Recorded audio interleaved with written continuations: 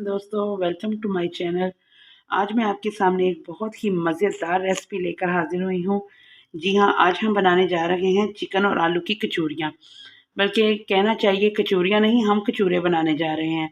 जी हाँ, आपने कचौरियाँ तो देखी ही होंगी, लेकिन कचौरे उनमें साइज़ और टेस्ट दोनों में ही ज़्यादा बेटर होते हैं। तो वक़्त ज़ाया किए बिना चलिए हम अपनी रेसिपी को शुरू करते हैं। सबसे पहले हम फिलिंग तैयार करेंगे इसकी। फिलिंग तैयार करने के लिए यहाँ मैंने 1 किलो आलू ले लिए हैं, आधा किलो मैंने यहाँ पे चिकन ले लिया है, थोड़ी सी हरी मिर्चें ले ली हैं, यहाँ पे मैंने धनिया, पुदीना, एक चम्मच तमाम मसाला जात जिसमें सूखा धनिया, काली मिर्च, ज़ीरा, सुर्ख मिर्च और नमक शामिल हैं। ये सारे मसाले मैंने फिलिंग के लिए तैयार कर लिए हैं। तो चलिए इसको स्टार्ट करते हैं। ये देखिए आलू मैंने उबाल के अच्छी तरह से मैश कर लिए हैं, चिकन भी मैंने उबाल के उसको रेशो में तब्दील कर लिया था। ये सारा चिकन हम इसके अंदर डालेंगे। स्पाइसेस आप अपने अकॉर्डिंग भी डाल सकते हैं, अगर आपको ज़्यादा मिर्ची पसंद है तो ज़्यादा डाल लें, नहीं पसंद ज़्यादा तो कम कर सकते हैं।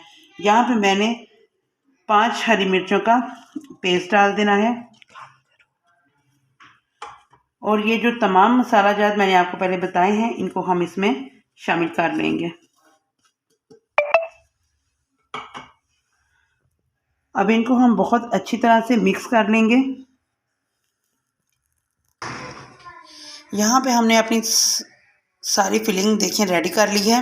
आप इसमें चाहें तो सब्जियों का इस्तेमाल और खड़ा मसाला भी इस्तेमाल कर सकते हैं, लेकिन हमें इस वक्त सिर्फ ये आलूओं की बनानी थी तो मैंने सिर्फ आलूओं का ही हमेशा शामिल किया है।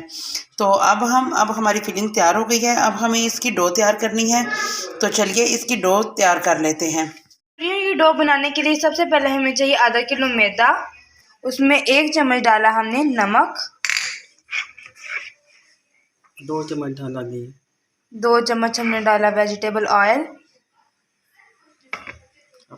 बस अब हम इसे नीम गर्म पानी से गूंद लेंगे। तो गाइस आप देख सकते हैं यहाँ पे हमने नरम सी डो बना लेनी है। तो गाइस ये देख सकते हैं यहाँ पे नरम सी डो तैयार हो गई है अब हमारी कचौरियों के लिए। अब आपने इसे किसी भी बाउल में या किसी भी चीज़ में डालकर इसे आपने फ्रिज में 15 से 20 मिनट के लिए रख देना ताकि ये नरम हो जाए।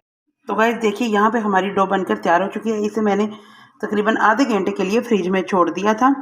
हमारी डो भी तैयार है और इसके साथ साथ हमारी फिलिंग भी रेडी है।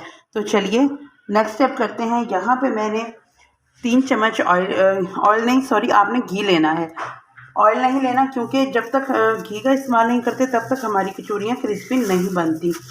यहाँ पे मैंने घी को मेल्ट कर लिया है और इसके अंदर अब मैं 2 चम्मच भर के मैदा डाल रही हूँ और इसका एक पेस्ट लेई की तरह का तैयार कर लूँगी। मैंने इसकी एक बहुत ही स्मूथ लेई सी तैयार कर ली है जो हमें इसको बेलते वक्त इसके ऊपर लगानी है। यहाँ पे हमने एक छोटा सा पेड़ा ले लेना है। यहाँ पर हमने एक बहुत पतली सी रोटी बेल ली है। ये कोशिश करें कि ज़्यादा से ज़्यादा पतली हो। ये जितनी पतली होगी ज़ाहिर है उतनी लंबी बेली जाएगी और उस हिसाब से ही इसकी तहें बनेंगी।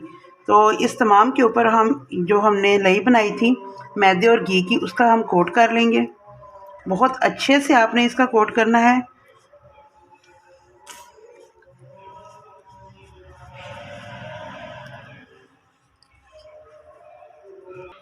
कोट करने के बाद हमने खुश्क मैदे को इसके ऊपर अच्छी तरह से स्प्रिंकल करना है। इससे ये होगा कि इसकी तहें जो हैं वो आपस में जुड़ेंगी नहीं और जब आप इसको फ्राई करेंगे तो ये बिल्कुल आराम से अलग-अलग हो जाएंगी। अब हम इसकी तहें लगा लेंगे। सबसे पहले हमें इसकी तह लगानी है इस तरीके से और फिर दूसरी तरफ से उठाकर इसी तरीके से इसको दरमियान में ऐसे कर देना है। अब हमने इसके ऊपर भी एक जो हमने घी और मैदे की कोटिंग बनाई थी वो इसके ऊपर लगानी है और इसको दोबारा से फिर से इसके ऊपर यूँ फोल्ड करना है। अच्छे से फोल्ड करने के बाद फिर इसके ऊपर दोबारा से हमने घी और मैदे की लई लगानी है और उसके बाद इसको अच्छे से फोल्ड कर लेंगे।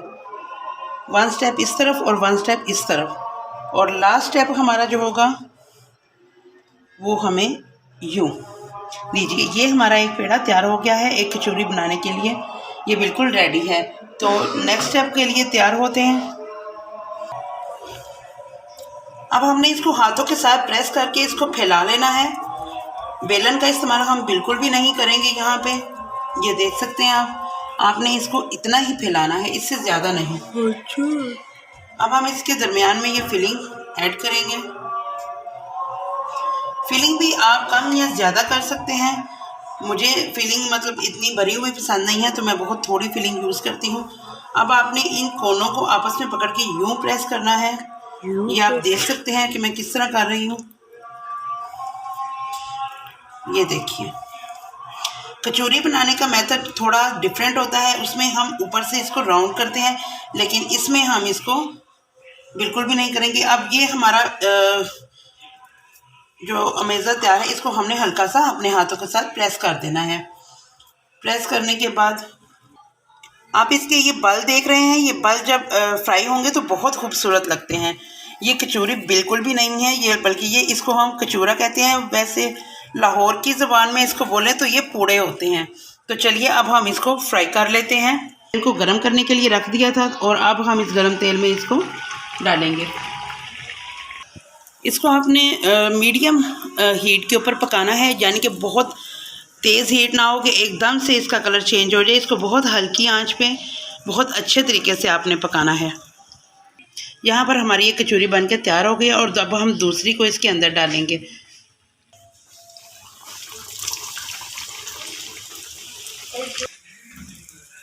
यहाँ से आपने इसको दोनों साइड से बहुत अच्छे तरीके से पका लेना है। ये आप देख सकते हैं कितना खूबसूरत कलर आया है। तो यहाँ हमारे कचौरे बनकर बिल्कुल रेडी हो चुके हैं। ये देख सकते हैं आप कितने खूबसूरत हैं और माशाल्लाह से कितना खूबसूरत कलर है, और ये बहुत ही क्रिस्पी हैं। इसकी आवाज़ आप लोग महसूस कर सकते होंगे। ये बहुत मज़े के हैं। ये साथ मेयोनीज़ है, ये हमने घर में ही बनाया है। इसकी रेसिपी मैं पहले भी आपको दे चुकी हूँ, लेकिन फिर भी मैं डिस्क्रिप्शन बॉक्स में इसकी रेसिपी आपको बता दूँगी। बहुत मज़े का बनता है, ये ज़रूर ट्राई कीजिएगा और फिर हमें कमेंट करके बताइएगा कि आपको हमारी ये रेसिपी कैसी लगी।